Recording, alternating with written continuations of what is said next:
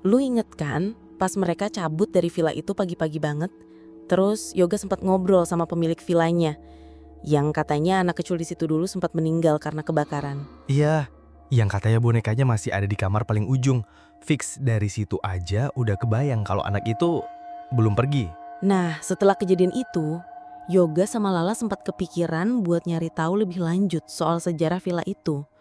Bukan cuma karena gangguan yang mereka alami, tapi juga karena Lala ngerasa anak kecil itu belum selesai. Belum selesai?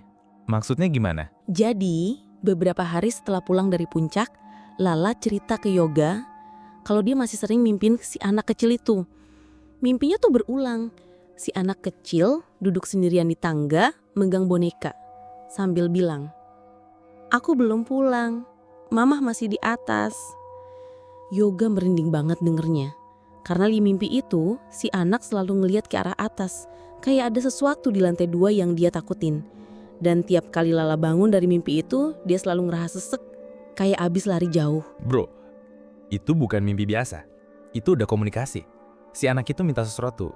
Kayak minta tolong beneran. Iya, makanya mereka berdua akhirnya balik lagi ke daerah situ, tapi bukan buat nginep, cuma buat nyari info. Mereka datangin warga sekitar, pura-pura nyari info buat tugas kuliah. Dan dari situ, mereka dapat cerita dari salah satu ibu-ibu yang rumahnya gak jauh dari lokasi villa itu. Ibu itu bilang, dulu yang tinggal di villa itu adalah keluarga kecil. Bapaknya kerja di luar negeri dan jarang pulang. Di rumah cuma ada ibu dan anak perempuan sekitar umur 6 tahun. Anaknya dikenal pendiam, jarang main sama anak-anak lain.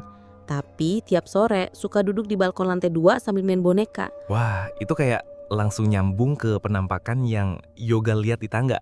Cowok kecil, rambut panjang, bawa boneka. Nah, ini makin serem. Si ibu juga cerita, suatu malam warga lihat asap tebal dari arah villa. Kebakaran kecil cuma di salah satu kamar. Tapi waktu warga nyamperin, mereka cuma nemuin si ibu dalam kondisi pingsan. Anaknya hilang. Semua orang nyangka anak itu udah lari keluar atau sembunyi. Tapi seminggu kemudian, bau busuk mulai kecium dari kamar atas. Pas diperiksa lagi, mereka nemuin tubuh si anak kecil itu di bawah tumpukan lemari kayu yang udah terbakar sebagian. Katanya si anak ketimban lemari waktu coba ngumpet. Gila bro, gua speechless bro. Dan tahu gak, waktu jasad anak itu diangkat, dia masih megang bonekanya. Tapi yang bikin merinding, katanya posisi tangannya kayak lagi nyodorin boneka itu, kayak mau dikerahi ke seseorang.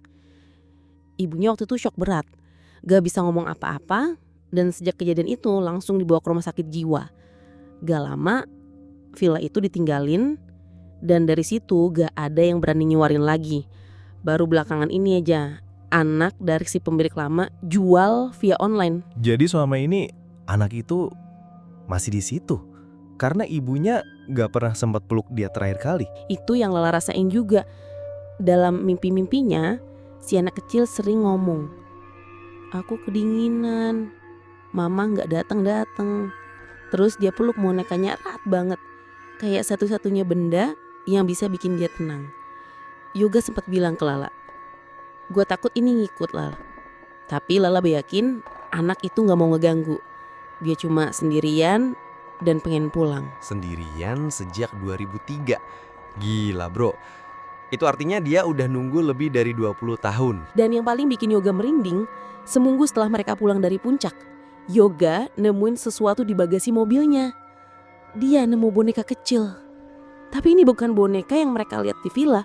Ini boneka baru.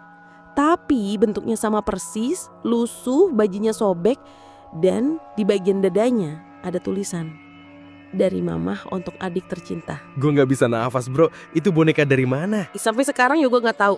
Mobil itu gak pernah dibawa kemana-mana sejak mereka pulang dari puncak. Tapi boneka itu tiba-tiba ada di sana. Dan Lala bilang, mungkin dia cuma pengen nitip karena dia belum bisa pulang dan belum bisa peluk mamahnya. Bro, ini lebih dari sekedar cerita horor. Ini tragedi dan rasa sepi yang gak pernah selesai. Makanya di bagian 4 nanti kita bakal ungkap penutup ceritanya tentang apa yang akhirnya mereka lakukan buat bantu si anak itu, dan ending yang sebenarnya gak semua orang siap dengerin. Yang dengerin podcast ini ambil waktu buat nafas dulu dan siapin diri. Karena bagian 4 bakal jadi penutup yang nggak akan kalian lupain. Sampai ketemu di bagian terakhir, jangan pernah dengerin sendirian.